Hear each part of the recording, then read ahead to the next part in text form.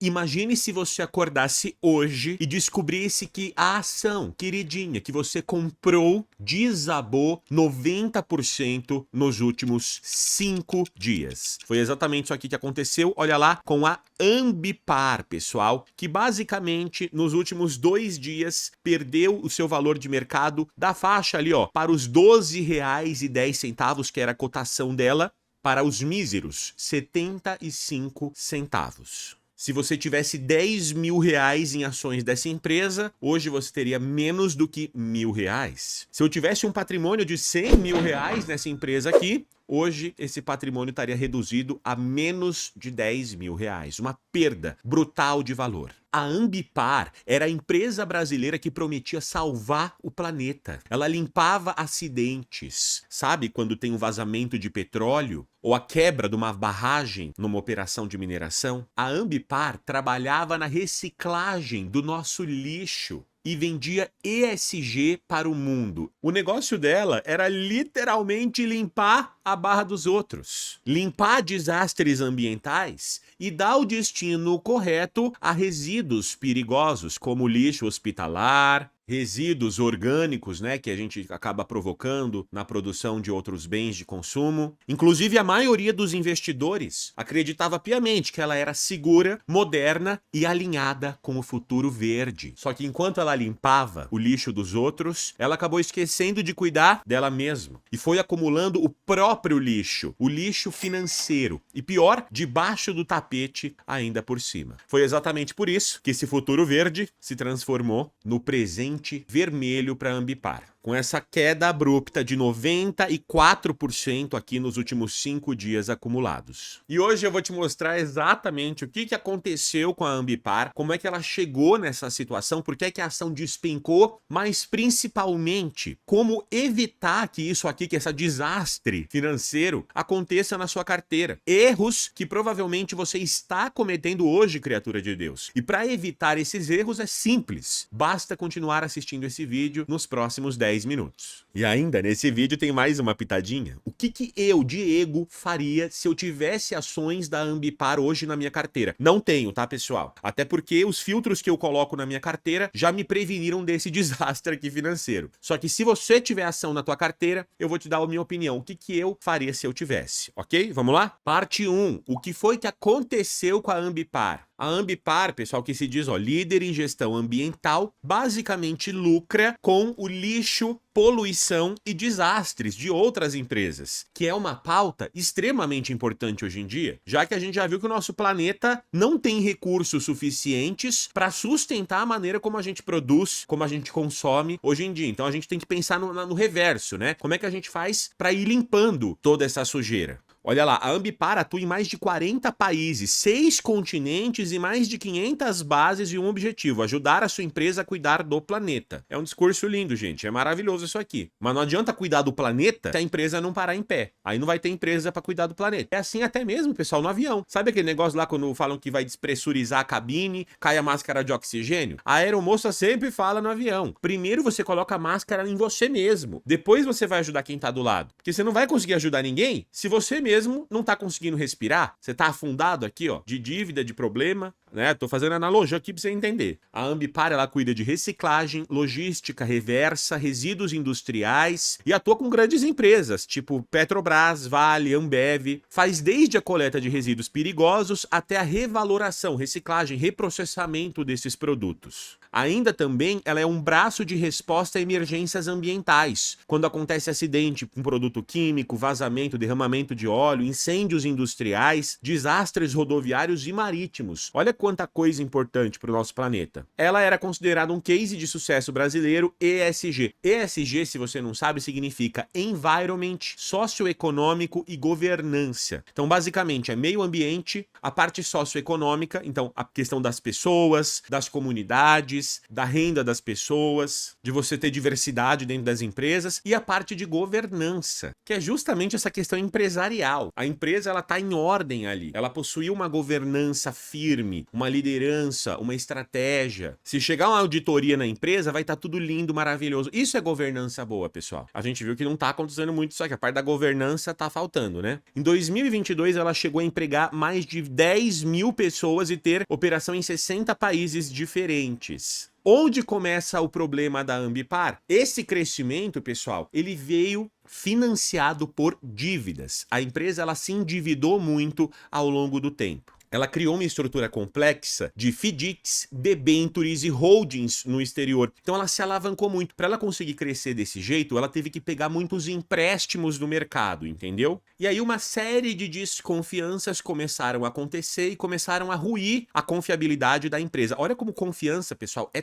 tudo. É por isso que quando a gente compara o Brasil com outros países, a questão fiscal do Brasil conseguir pagar suas contas, isso é tão importante, isso impacta tanto a vida do brasileiro. A taxa de juros, a inflação aqui dentro. Olha lá, os credores da empresa buscam respostas sobre onde estaria o caixa de 4,7 bilhões. Lembra, credor é quem emprestou dinheiro para a empresa aqui, tá? Reportado pela empresa no último balanço, já que até agora teria sido encontrados apenas 430 milhões. Então a gente tá falando, pessoal, que eles encontraram 10 vezes menos dinheiro no caixa da empresa do que a empresa falou que existia. Então, peraí, cadê o dinheiro? Em meio a essas notícias negativas, ó, a S&P Global Ratings, que avalia o risco de empresas, instituições, governos, países no mundo todo, rebaixou o rating de crédito da Ambipar em escala global para emissor e emissão, né, de dívidas, várias posições para D, ou seja, default, a pessoa que tá caloteira aí na praça, ela não vai pagar as contas. Em meio a tudo isso, olha que notícia horrível, gente, tenebrosa, né, para os investidores que perdem 93% com COIs da Ambipar e Braskem. Entenda o que deu errado. A Braskem também tá ligada nisso tudo, mas a gente tá focando na Ambipar nesse vídeo aqui. Ou seja, investidores que emprestaram dinheiro para a Ambipar através de COIs, através de debentures, através da renda fixa, não vão ter o capital de volta. Sinto muito, você emprestou R$1.000 para a Ambipar, você vai ter R$70 de volta aí e olhe lá. Cuidado, não reclama muito que pode cair, hein? Essa daqui é a primeira lição, o primeiro aprendizado do vídeo de hoje, tá? Esse é o motivo, pessoal, do porquê que eu nunca invisto em renda fixa para empresas diretamente. Eu não empresto dinheiro para a empresa através de debenture. A debenture é uma maneira de você emprestar dinheiro para a empresa. É um título. Igual o CDB. No CDB eu empresto dinheiro para o banco. Na caixinha do Nubank, no RDB, eu empresto dinheiro para o Nubank. Tenho garantia do FGC. Agora, para que é que eu vou emprestar dinheiro para uma empresa, uma debenture, um COI, se eu não tenho garantia do FGC? Eu tô comprando o risco da empresa, tanto quanto se eu fosse dono da empresa. Você percebeu? Ai, Diego, mas olha isso, a Ambipar caiu 94%. Então você tá querendo dizer que quem tinha a ação da Ambipar também perdeu. Seja o dono da empresa, seja quem emprestou dinheiro da empresa, perdeu? Exatamente, criatura. A questão é que, se eu empresto dinheiro para a empresa, o meu retorno ele é fixo, é renda fixa. Eu vou receber uns juros por isso. Enquanto que se eu sou o dono da empresa, eu recebo o lucro da empresa. Esse ganho, esse potencial de retorno, pessoal, ele é infinito, principalmente no longo prazo, que a empresa vai crescendo e crescendo e crescendo. Então olha o cenário que a gente tem aqui quando a gente empresta dinheiro para uma empresa. Por isso que eu não empresto. O risco é o mesmo, é o risco da empresa falir e não me pagar de volta, que é o mesmo risco que eu tenho nas ações, é o mesmo risco que eu tenho na renda fixa, na debenture, emprestando dinheiro diretamente para a empresa. E os ganhos são diferentes. Na renda fixa o ganho é limitado. Na renda variável, nas ações que eu compro, que eu viro dono da empresa, meu ganho é infinito. Então essa assimetria aqui faz com que,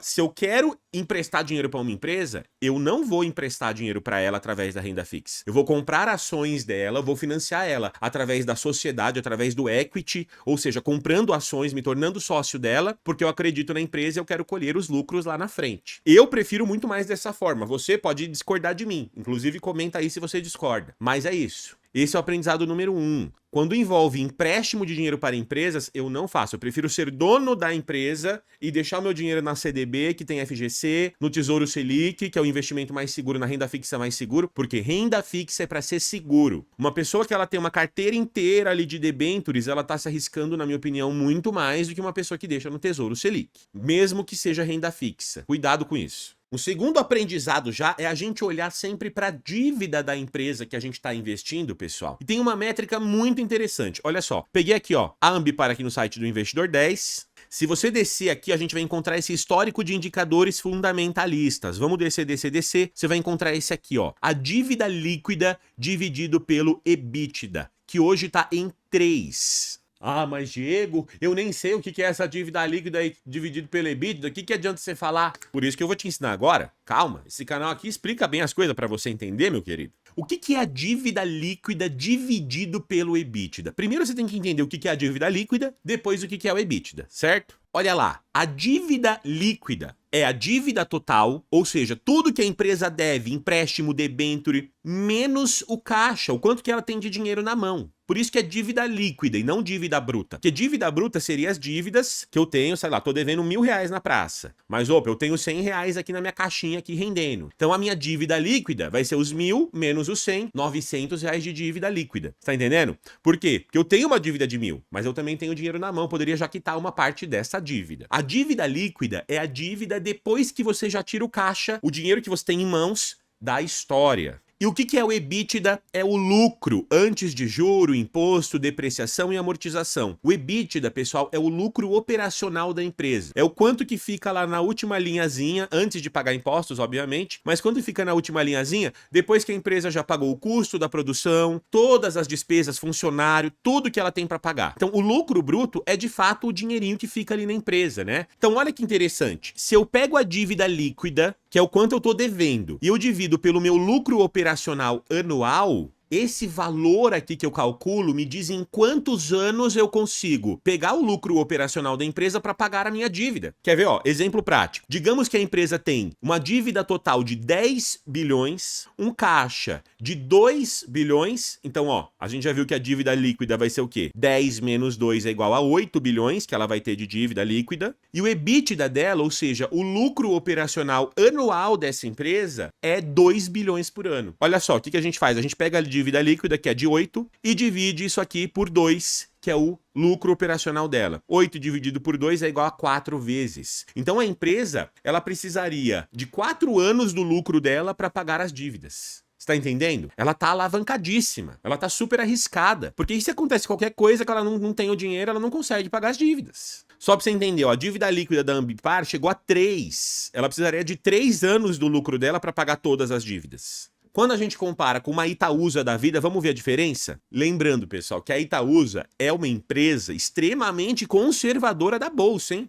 0,22 é a dívida líquida sobre o EBITDA dela. Então, em menos de 6 meses, em 3 meses de lucro dela, ela paga todas as dívidas se ela quiser. Isso aqui é extremamente conservador. Ela poderia até estar mais alavancada se ela quisesse, né? Mas não é o caso aqui. Só pra você ter aqui, ó, uma tabelinha marota que eu sempre gosto de te dar. Se a dívida líquida sobre o EBITDA for menor do que 1, a gente está numa posição conservadora. Então a empresa, ela praticamente está sem dívida líquida, excelente solidez. Então ela tem 0 risco praticamente de não conseguir pagar as contas, tá?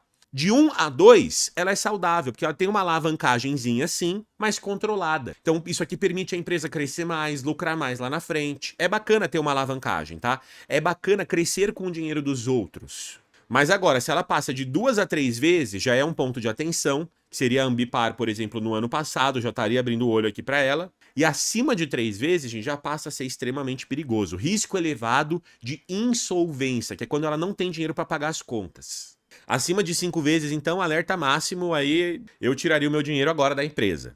Além dela ter uma dívida alta, ela tem um outro problema, pessoal. Olha aqui, ó, na notícia, de acordo com a Ambipar, após a negociação com a Arruda, a empresa passou a correr um risco de um efeito dominó com potencial resultado de um rombo financeiro superior a 10 bilhões no caixa da companhia. Por quê? Porque essas dívidas que ela tem, ó, quase todos os contratos financeiros contêm cláusulas de vencimento cruzado, que é o cross default. Você sabe o que isso aqui significa? Que se uma das pessoas credoras, se uma das pessoas que emprestaram o dinheiro para a Ambipar apertar o botão e falar, ó, quero cancelar o contrato, quero meu dinheiro de volta agora, todas as outras, ou quase todos os outros credores, os outros bancos, as outras instituições que emprestaram dinheiro para a Ambipar, podem fazer o mesmo. É uma cláusula no contrato que, a princípio, ela é ótima. Olha como a Ambipar é segura. Senão ela não colocaria essa cláusula. Mas essa segurança, pessoal, infundada, vai fazer o castelo desmoronar. Se um aperta o botão e pega o dinheiro de volta, pode acontecer um efeito em cascata dos outros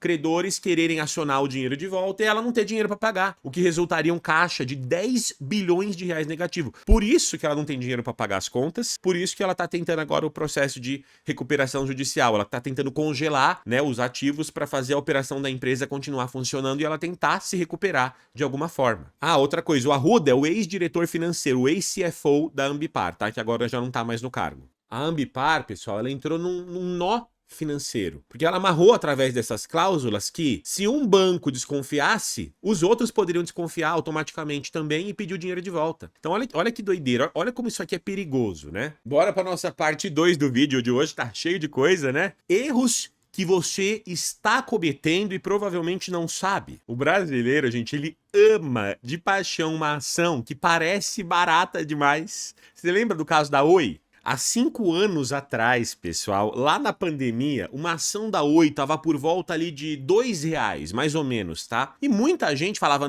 não tem como a ação da Oi cair mais do que já tinha caído. Só pra você ter uma noção, tá? Dos últimos 5 anos pra cá, a ação da Oi caiu mais 99,77% do que ela já tinha caído. Ah, mas Diego, há 5 anos atrás a ação não custava R$2, custava 240. Pessoal, o preço da ação, ela ilude, ela não quer dizer se a ação tá barata ou cara, tá? Porque na verdade eu lembro sim, estava R$2. Só que ela teve tantos agrupamentos, que é como se uma ação tivesse a R$240 lá no passado. Porque a empresa, gente, ela vai agrupando. Conforme uma ação ela vai caindo, a empresa ela pode agrupar as ações. Ou seja, 10 ações vira uma, 100 ações vira uma. Pensa, se 100 ações de R$2 virar uma de 200... Foi exatamente o que aconteceu, ó. Deve ter acontecido exatamente isso. Inclusive, a Oi já tá propondo aqui, ó. Oi propõe grupamento de ações visando atrair investidores. De novo, pra fingir ali que o preço não caiu. Mas caiu. É pra melhorar a liquidez e tal. Eu entendo tudo isso, tá? Mas esse preço aqui no gráfico, ele é uma falácia. Você tem que tomar muito cuidado. Uma empresa que, inclusive, vai aumentando a cotação dela e a cotação vai subindo,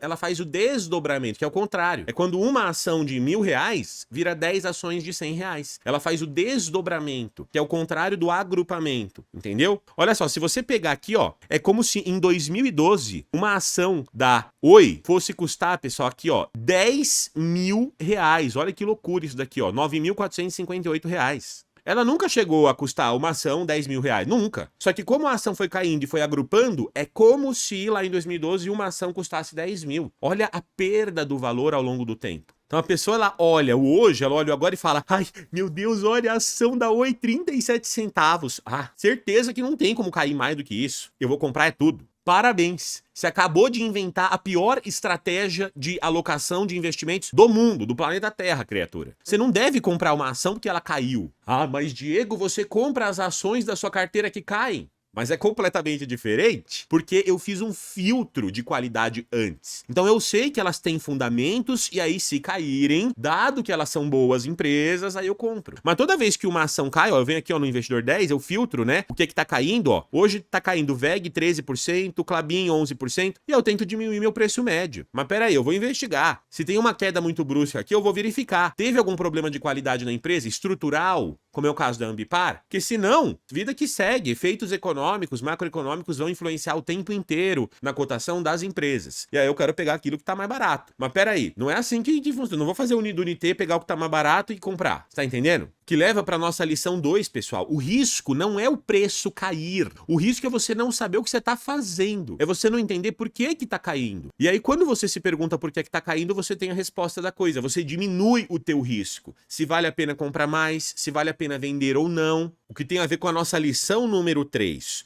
O maior erro é achar que investir é sobre achar a próxima ação que vai bombar, que vai te deixar milionário. Não é assim que funciona. Pelo contrário. Investir bem é você tentar se prevenir do que vai dar errado. É você sobreviver o maior tempo possível. Por isso que eu tenho uma carteira diversificada. Ó, das minhas ações do Brasil, eu tenho 15 empresas. Só no Brasil. Tenho 12 fundos imobiliários, tenho 6 criptomoedas, tenho 2 ETFs internacionais de renda fixa americana em dólar e de ações, 500 maiores ações lá dos Estados Unidos. Olha quanta diversificação na minha carteira. As empresas que eu escolhi a dedo também lá na Bolsa Americana, 15 empresas americanas, que eu escolhi através dos fundamentos. Então você vê que a minha carteira, ela é diversa, ela tem vários setores, ela tá geograficamente diluída, diversificada. É uma estratégia, por exemplo, porque se uma empresa dessa explode, eu tenho as outras ali dando conta, não é o meu patrimônio todo que foi pelo ralo. Você tá entendendo a importância da diversificação? Porque muita gente, pessoal, tava comprado no discurso da Ambipar, tá? Porque sim, tem a causa verde, o futuro verde, o ESG, a reciclagem, isso é o futuro? É o futuro, a gente tem que pensar nisso. Mas muita gente tá comprada nessa ideia cegamente que não olha para o próprio lixo debaixo do tapete dentro da empresa. Então você tem que tomar muito cuidado. Você não pode se iludir numa narrativa. É legal a gente ter uma tese de investimento. Eu tenho várias das minhas empresas aqui, NVIDIA, placa de vídeo, inteligência artificial, criptomoeda, o futuro do dinheiro, o futuro das organizações. Tenho farmácia, porque eu acredito que a população tá ficando cada vez mais velha, né? Não é que eu acredito, é um fato, é um dado. Tirei uma empresa de cerveja da minha carteira, porque eu vi que as pessoas estão consumindo menos cerveja no mundão afora. Então, assim, você vai com as tendências. Sim, você pode acreditar no futuro que você espera, mas sempre analisando a qualidade, o fundamento, o lucro, o ROI, a dívida da empresa. Beleza? Ai, mas Diego, você falou que iria falar pra mim. E se você tivesse ações da Ambipar na sua carteira, o que você faria? Você ia vender, comprar mais agora, aproveitar que caiu? Vamos lá que eu vou te explicar aqui. A primeira pergunta que o investidor faz, que eu faço quando uma empresa cai muito na minha carteira é, primeiro, o problema é estrutural, ele veio para ficar ou é algo passageiro, momentâneo, que às vezes não depende da empresa? Sei lá, tá tendo uma crise no país, a inflação tá muito alta, a taxa de juros tá alta, a Selic tá alta, tá tendo um problema de inadimplência, que nem o caso do Banco do Brasil, por exemplo. Na minha opinião, o caso do Banco do Brasil é pontual. Pô, é uma empresa de 200 anos, tá tendo uma crise no agro? Tá. Por fatores aí externos, por fatores da Selic tá muito alto, do risco do Brasil. Só que tudo isso é consertável. Tudo isso, a empresa consegue lidar com isso. Não é imediato, mas ela consegue. Inclusive tá com projeção já de se recuperar no que vem. O problema é um problema que veio para ficar, é estrutural ou a empresa ela pode se reerguer rapidamente. No caso da Ambipar, a gente percebeu que o mercado não tá surtando à toa. Tem vários problemas, se você pesquisar, que eu nem consegui falar nesse vídeo os outros fatores, mas são vários fatores que fazem o risco todo ficar bem alto. Não é um ruído de fundamento da empresa. Pode ser algo ali que estava debaixo do tapete e só apareceu agora. Você tá entendendo? Se a causa for estrutural,